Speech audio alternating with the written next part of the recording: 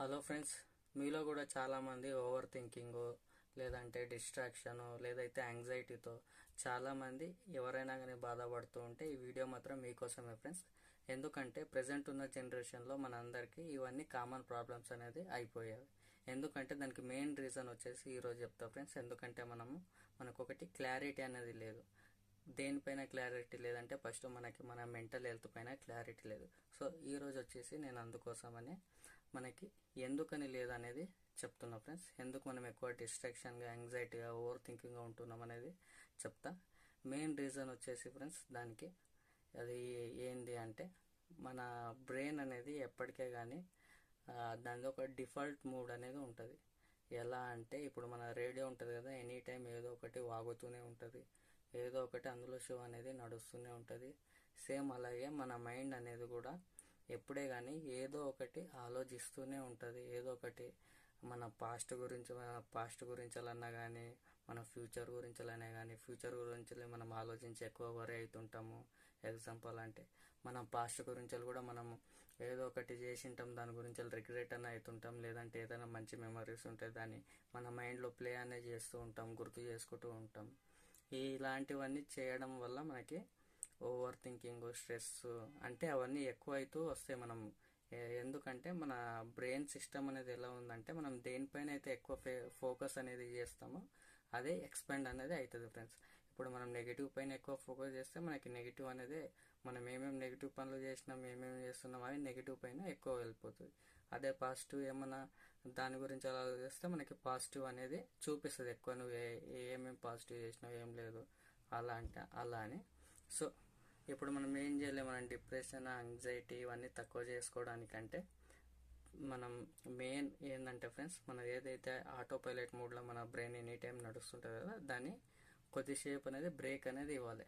ఎందుకంటే ఇప్పుడు ప్రజెంట్ ఉన్న సిచ్యువేషన్లో మనం మార్నింగ్ లేచిన కా నుంచి నైట్ వరకు, నైట్ అయినా కూడా మనం ఎవరు పడుకోవచ్చినాం. మనం అందరం ఇప్పుడు 12, 1 అయితే కూడా పడుకోవచ్చినాం. మన స్లీప్ అవర్స్ అనేది చాలా అంటే చాలా తగ్గిపోతుంది. అది లేక మన బ్రెయిన్కి రీసెట్ అనేది అవ్వడానికి మనము టైం అనేది ఇవ్వడం లేదు. దానివల్లనే మనకు ఇవన్నీ ఎక్కువైపోతున్నాయి. సో దీన్ని మనం తగ్గించుకోవాలి అని అంటే నా దగ్గర ఒక సింపుల్ సొల్యూషన్ అనేది ఉంది ఫ్రెండ్స్. అదేంటి అంటే మనం మంచి ఇట్లా మెడిటేషన్ కూకున్నప్పుడు మన పోస్చర్ ఏదైతే ఉంటుంది కదా, మన పోస్చర్ మొత్తం చక్కగా ఉండి మనది ఏదైతే బ్రీత్ ఉంటుంది కదా ఫ్రెండ్స్, మన బ్రీత్ అనేది మనము అబ్జర్వ్ చేయాలి.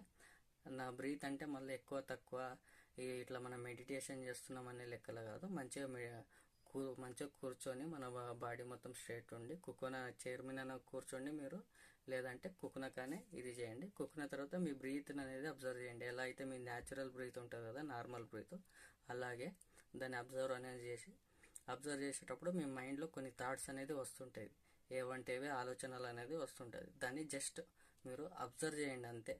దాన్ని పట్టుకోవాలి అనే కానీ లేదంటే దాని గురించి ఆలోచించడమే కానీ గుర్తుకొచ్చినవని ఏం కాకుండా ఎప్పుడైతే మీరు జస్ట్ దాన్ని అబ్జర్వ్ చేయడానికి వెళ్తారో అవి ఏవైతే మీ థాట్స్ ఉన్నాయి కదా, మీరు అబ్జర్వ్ చేయడానికి వెళ్ళినప్పుడు అవన్నీ థాట్స్ అనేది మాయమైపోతాయి ఫ్రెండ్స్. ఎలా అంటే మన మార్నింగ్ చుక్కలు ఎలా మాయమైపోతాయి అలా మీ థాట్స్ ఒకటి అనేది మాయమైపోతుంటుంది. ఎలా అంటే మీరు దొంగను పట్టుకునేటప్పుడు మీరు వెళ్తారు కదా, దొంగను పట్టుకుని దొంగలు ఎట్లా మాయమైపోతారో దాపెట్టుకుంటారు. సేమ్ మీరు ఎప్పుడైతే మీ థాట్స్ని మీరు చూద్దాం ఏమేమి నడుస్తుంది మా మైండ్లో అని వెళ్తారో అప్పుడు మీ థాట్స్ అనేది ఏవి అక్కడ ఉంటలేవు. దీనివల్ల ఏమవుతుందంటే మనం ఓవర్ థింక్ చేస్తుంటాం కదా, అది మొత్తం తక్కువ అనేది అయిపోతుంది.